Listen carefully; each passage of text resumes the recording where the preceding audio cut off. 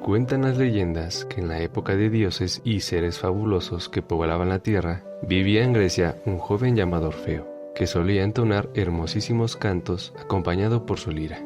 Su música era tan hermosa que cuando sonaba, las fieras del bosque se acercaban a lamerle los pies, y hasta las turbulentas aguas de los ríos se desviaban de su cauce para poder escuchar aquellos sones maravillosos. Un día en que Orfeo se encontraba en el corazón del bosque, descubrió entre las ramas de un lejano arbusto a una joven ninfa que, medio oculta, escuchaba embelesada. Orfeo dejó a un lado su lira y se acercó a contemplar aquel ser tan hermoso cuya hermosura y discreción no eran igualadas por ningún otro. Hermosa ninfa de los bosques, si mi música es de tu agrado, abandona tu escondite y acércate a escuchar lo que mi humilde lira tiene que decirte. La joven ninfa, llamada Eurídice, dudó unos segundos, pero finalmente se acercó a Orfeo y se sentó junto a él. Entonces Orfeo compuso para ella la más bella canción de amor que se había oído nunca en aquellos bosques, y pocos días después celebrarían en aquel mismo lugar la boda entre ellos. La felicidad y el amor llenaron los días de la joven pareja, y una mañana en que Eurídice paseaba por un verde prado, una serpiente vino a morder el delicado talón de la ninfa, depositando en él la semilla de la muerte. Así fue como ella murió.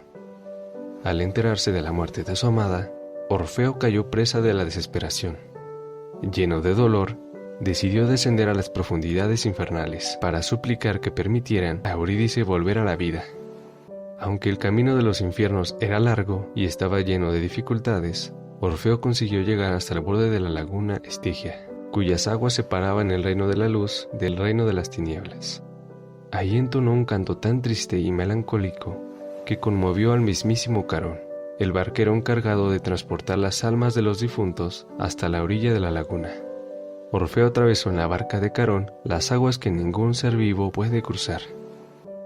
Y una vez en el reino de las tinieblas, se presentó ante Plutón, dios de las profundidades infernales, y acompañado de su lira, pronunció estas palabras: «Oh Señor de las tinieblas, heme aquí, en vuestros dominios, para suplicaros que resucitéis a mi esposa Eurídice y me permitáis llevarla conmigo. Yo os prometo que cuando nuestra vida termine, volveremos para siempre a este lugar». La música y las palabras de Orfeo eran tan conmovedoras que consiguieron paralizar las penas de los castigados eternamente, y lograron también ablandar el corazón de Plutón, quien por un instante sintió que sus ojos se humedecían. «Joven Orfeo, hasta aquí habían llegado noticias de la excelencia de tu música, pero nunca hasta tu llegada se habían escuchado en este lugar sones tan turbadores como los que se desprenden de tu lira. Por eso te concedo el don que solicitas, aunque con una condición». «Oh poderoso Plutón», exclamó Orfeo, «haré cualquier cosa que me pidáis con tal de recuperar a mi amadísima esposa». «Pues bien, tu adorada seguirá tus pasos hasta que hayáis abandonado el reino de las tinieblas. Solo entonces podrás mirarla. Si intentas verla antes de atravesar la laguna, la perderás para siempre». «Así se hará», aseguró el músico.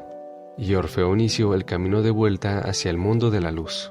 Durante largo tiempo, Orfeo caminó por sombríos senderos y oscuros caminos habitados por la penumbra. En sus oídos retumbaba el silencio, ni el más leve ruido delataba la proximidad de su amada, y en su cabeza resonaban las palabras de Plutón: «Si intentas verla antes de atravesar la laguna, la perderás para siempre». Por fin, Orfeo divisó la laguna.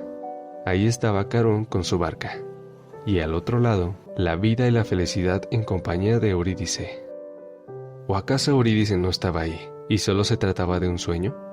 Orfeo dudó por un momento, y lleno de impaciencia, giró la cabeza para contemplar si Eurídice le seguía.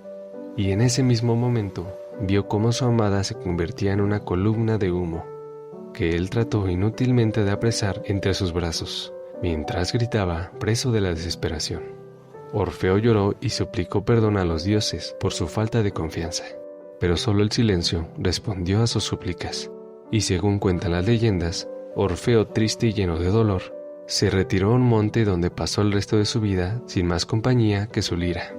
y las fieras se acercaban a escuchar los melancólicos cantos compuestos en recuerdo de su amada.